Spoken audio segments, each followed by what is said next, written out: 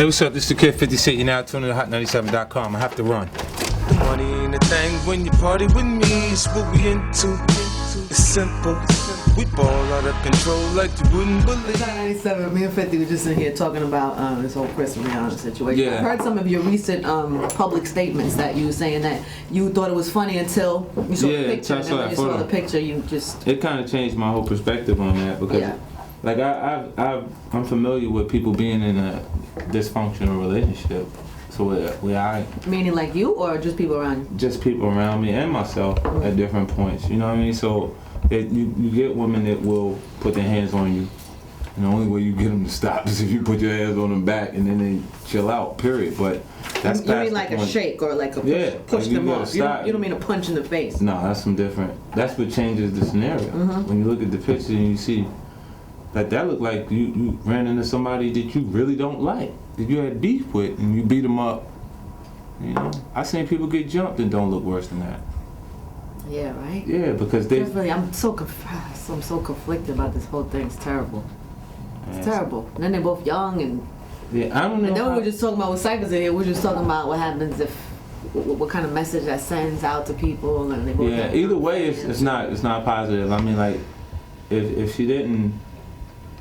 I think it's going to show us, you know, what is really important to her. The public perception in her career. We were saying that if they get back together, what kind of message that sends and how... Like, what would that mean? Yeah. You know? I mean, it's interesting. Right? It's so funny to see. You're such like a...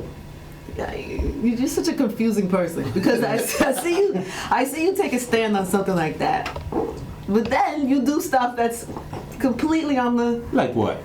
Who I hit? What girl I hit? Nah, but you cross the line. She said completely on the opposite. On the other side of that. What? Yes. What's on the other side of that? But because by saying that you have some compassion for that situation and for some domestic violence, but then, you know, I personally, my opinion, it's just my personal opinion, is I feel like the thing with Khaled's mom was a little over that. I know, man. It's just my opinion. It's my opinion. Yeah, but you don't care when they do it to me. You go, oh, Fifth is cool. That's not true. Fifth got it. It's not a problem. Who's done that to you? Who's done that to you? Whoever. They put my son's head on a monkey.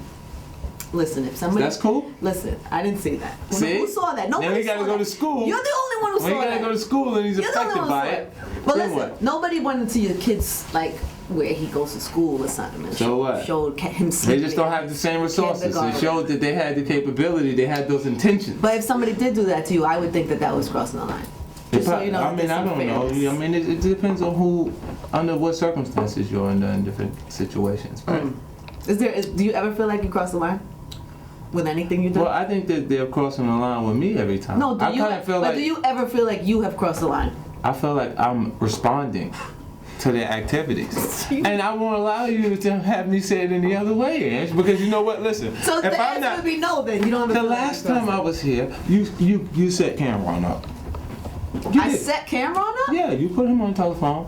I didn't tell him to call. He got tough. You know, when you see him in a while, he just showed up. He just showed up after all that time, right? See that? It took him months to recover from that. Okay. He just came back. Number one. Angie did that to him. Number one, I didn't tell him to call. You were talking about him, but he called. No, remember when he called? I said, "What's up?" I didn't say nothing about Dipset. He was defending Koch. I know, but how did I tell him? I didn't tell the dude to call. I didn't be like, I'm saying your show produces bodies for hip hop. That's what happens when you get here. This is 50 trying to distract me from his business, and he's pretty good. Yeah, man. So Cameron's back. He's making his songs and stuff now back. And you know what else surprised me? So that day, members, we'll talk about that day. So Styles also called, and then there was a whole thing with Jadakiss and them. But Styles, we resolved our issues. You and Styles and Jadakiss. Yeah, Jada had conversations like cool now. But obviously, those lines weren't crossed. Within no scenario where we can't just go ahead and you do your thing, I do my thing. And keep it moving. Yeah. No, but you're like borderline friendly with them now, don't know? Well, we never had no issues. It was hip hop to begin with. It's not like we ran into each other or had any extreme disrespect. It's just they use the terminologies from the environment. It makes you feel like they got beef and they're gonna do something to each other, but it's not necessarily. It doesn't have to result in something negative. Right. I think this is an interesting story. I don't know if this is true or not. What? From the internet. 50 Cent could retire after the next album. Well, with them responding to the next album being my final requirement before I self-destruct, and then the 5th album being the greatest hits, and it'd be time to renegotiate. I'll be a free agent. Does that mean, so there is no retirement? That just means... I mean, there's a possibility that I'll continue to make music with Interscope Records. I had everything that positive that happened in my career has happened at Interscope Records. You still love it though? Yeah, and it's a transition. Like, you gotta understand that a lot of people are not on the actual staff anymore, so they're making adjustments and... Well, I'm not talking about Interscope. I'm talking about you still love making music. Yeah, I do. And rapping. I'm addicted to what it feels like when it's right. Like when it's in the club, when I get money.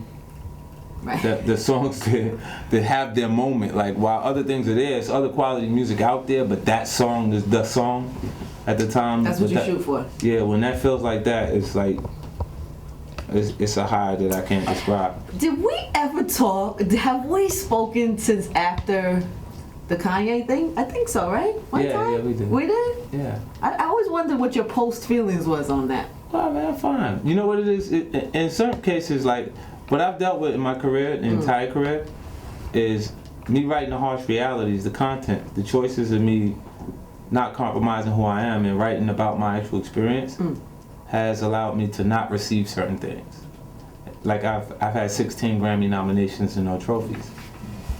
You see what I'm saying? Because your music it's because the aggression in the music is intimidating to the people on the board. Well, now you're showing a little funny side, and you... Oh, maybe they'll give me my trophies. Maybe the curly... We'll see what happens. Maybe the curly... Maybe I go in the curly outfit, and they'll give me some.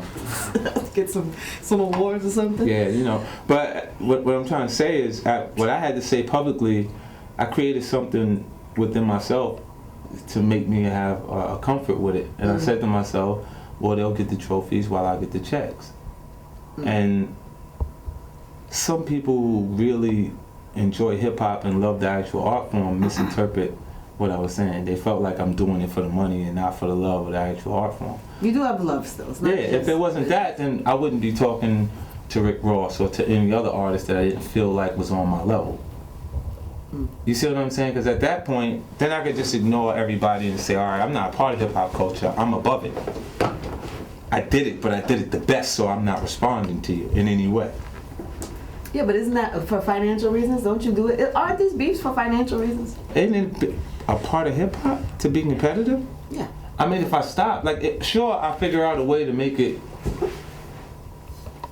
work for me financially. Yeah. You know what I mean? Like, I mean, that's just using your brain. But I mean, if you're in a situation where you don't, where the artist jumps out. Yeah, what's the point? It's not worth it. It's like, got it.